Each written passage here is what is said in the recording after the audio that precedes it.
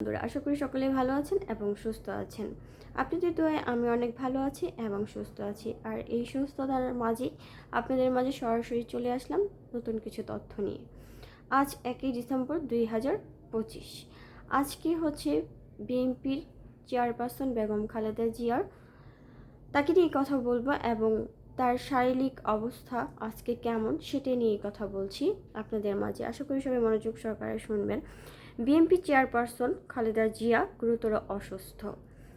খালেদা জিয়া এখনও সংকটপূর্ণ অবস্থায় রয়েছে।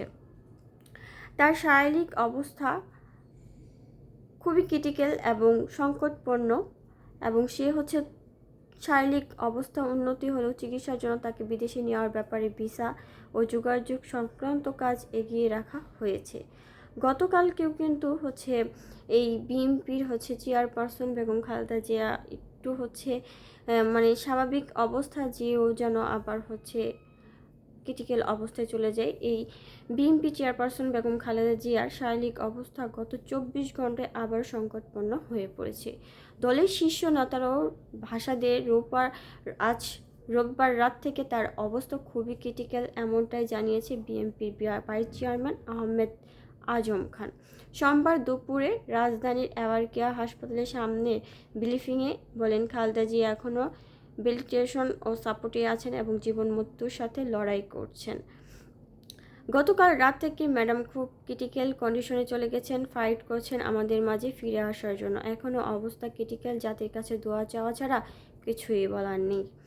এবং তার জন্য কিন্তু যুক্তরাষ্ট্র ও যুক্তরাজ্যের চিকিৎসকদের পাশাপাশি চীনের বিশেষজ্ঞদের চিকিৎসায় যুক্ত হওয়ার তথ্য মিলেছে। তবে চীনা চিকিৎসক দল ঢাকা কবে পৌঁছাবে সে বিষয়ে এখনও নিশ্চিতভাবে কিছু জানানো হয়নি। দলের একটি ছোট্ট অ্যাডভাইস টিম আসলে আনুষ্ঠানিক ঘোষণা দেওয়া হয়নি।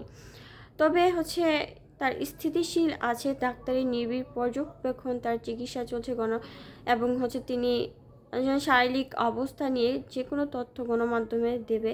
এবং স্থায়ী কমিটির সদস্যরাও কিন্তু বলছেন যে ডক্টর জাহিদ আছে, সেখানে কিন্তু সে প্রতি ঘন্টা প্রতি সেকেন্ডের আপডেটগুলো দিচ্ছে। খালেদা জিয়ার শারীরিক অবস্থা অবনতি ছড়িয়ে পড়ার পর নেতাকর্মী দোয়া মাহফিলের আয়োজন করেছে মোহাম্মদপুর, গুলশান, উত্তরা বিভিন্ন জেলায় গরু খাসির সব কিছু দিয়েই যাতে আবার এই বিএনপি চেয়ারপারসন বেগম খালেদা জিয়া আমাদের মাঝে সুস্থ এবং স্বাভাবিকভাবে আসতে পারি, সেজন্য তার জন্য শারীরিক অবস্থা উন্নতি হয়, সেজন্য কিন্তু বিভিন্ন ধরনের দোয়া মাহফিল করা হচ্ছে। এবং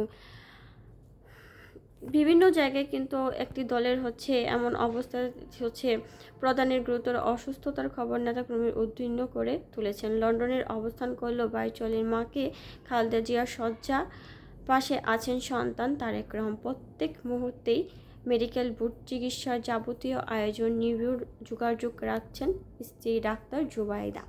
কারণ জুবাইদা রহমানও কিন্তু চিকিৎসা বোর্ডের একজন চিকিৎসক। তারই শাশুড়ি আজ মৃত্যু এবং বাঁচার জন্য লড়াই করে যাচ্ছেন, তাই প্রতিনিয়ত খবর আপডেট তারা কিন্তু রাখছেন।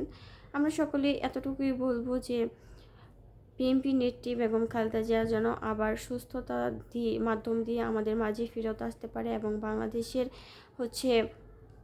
শক্ত হাতে ধরে আবার দেশকে সুন্দরভাবে চালাতে পারে। এবং তার অবদান আমরা ভুলব না, তার অবদান অনেক এই বাংলাদেশে, এবং নারীদের একজন অনুপ্রেরণা এই বেগম খালেদা জিয়া। তো আজ এই পর্যন্ত। পরবর্তী আপডেট পেতে একটি লাইক এবং ফলো দিয়ে রাখবেন। ততক্ষণ পর্যন্ত ভালো থাকবেন, সুস্থ থাকবেন। আল্লাহ হাফেজ।